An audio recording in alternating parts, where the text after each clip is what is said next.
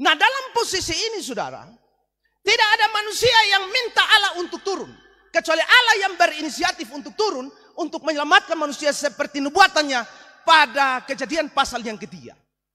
Karena itu saudara kekasih Tuhan, maka bacaan kita ini, Yesus Allah anak itu mau mengosongkan dirinya, turun dan rela menderita. Jadi kalau dia berdoa, itu sisi kemanusiaannya.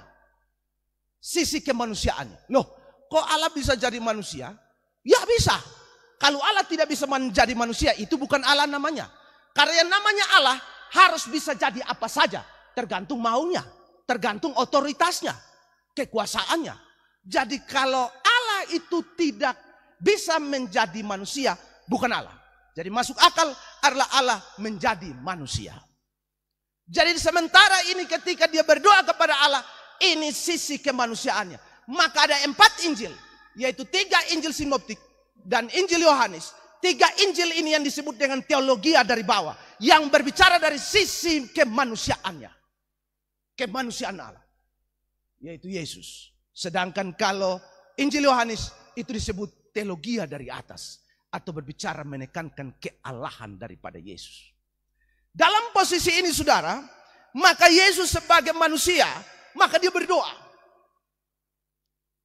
Dan setelah dia berdoa saudara, maka dicatat di dalam Injil Matius, dicatat di dalam Injil Markus tentang kejadian di Taman Getsemani itu. Dikatakan di situ, dia begitu ketakutan dan gentar. Persoalannya kenapa dia harus takut dan gentar? Kembali lagi kepada sisi kemanusiaannya. Karena dia sudah melihat saudara. Dia melihat itu bagaimana apa yang harus ditimpakan kepada dia.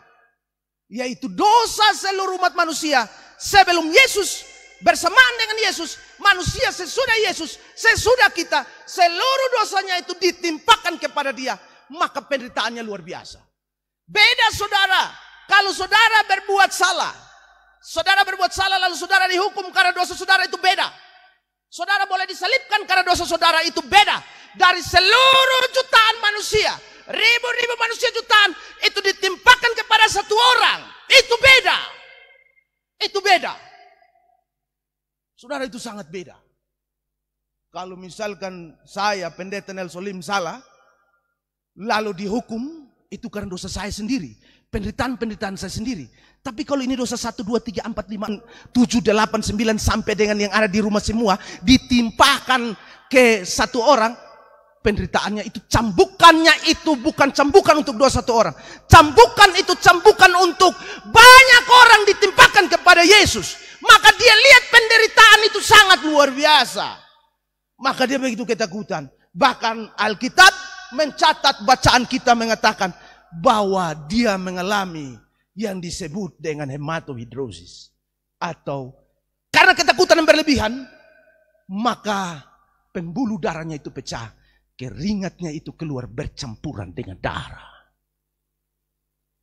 Saudara kekasih Tuhan, Yesus bahkan dia bilang begini tentang cawan. Dia bilang begini, ya Bapakku, jikalau engkau mau, ambillah cawan ini daripadaku. Tetapi bukanlah kehendakku, melainkan kehendakmu yang jadi. Ada yang bertanya, kira-kira apa yang dimaksudkan dengan cawan? Cawan ini tidak bisa dijelaskan secara harfiah. Lalu apa yang dimaksudkan Alkitab tentang cawan? Maka ayat-ayat yang lain harus menjelaskan.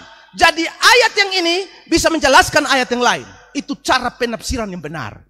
Maka saya mengajak saudara-saudara yang di sini maupun di rumah, kita buka Alkitab dalam Ayub 21 ayat 20. Supaya tahu apa yang dimaksudkan dengan cawan. Apakah Yesus maksudkan cawan itu yang model bagaimana? Maka Ayub 21 ayat 20 bunyinya, sebaiknya matanya sendiri melihat kebinasaannya, dan ia sendiri minum dari murka yang maha kuasa. Lalu kita buka lagi dalam Yeremia 49 ayat 12. Bunyinya, sebab beginilah firman Tuhan, sedangkan orang-orang yang tidak selayaknya meminum isi piala itu telah terpaksa meminumnya. Masakah engkau ini akan bebas dari hukuman? Engkau tidak akan bebas dari hukuman, tetapi mesti meminumnya. Lalu kita lihat dalam Wahyu 14 ayat 10 bunyinya, maka ia akan minum dari anggur murka Allah yang disediakan tanpa campuran dalam cawan murkanya, dan ia akan disiksa dengan api dan belerang di depan mata malaikat-malaikat kudus dan di depan mata anak domba. Lalu satu lagi ayat, Wahyu 16 ayat 1. Dan aku mendengar suara yang nyaring dari dalam bait suci berkata kepada ketujuh malaikat itu, pergilah dan tumpahkanlah ketujuh cawan murka Allah itu ke atas bumi. Jadi maksud cawan di sini adalah murka Allah itu yang diisi di dalam cawan lalu diminum. Jadi misalkan kita yang sudah percaya kepada Kristus, itu tidak berlaku bagi kita. Tetapi banyak yang tidak percaya kepada Kristus, maka cawan penderitaan itu akan ditimpakan kepada dia. Amin. Bersyukur tidak bersama Kristus? Harus bersyukur. Kenapa?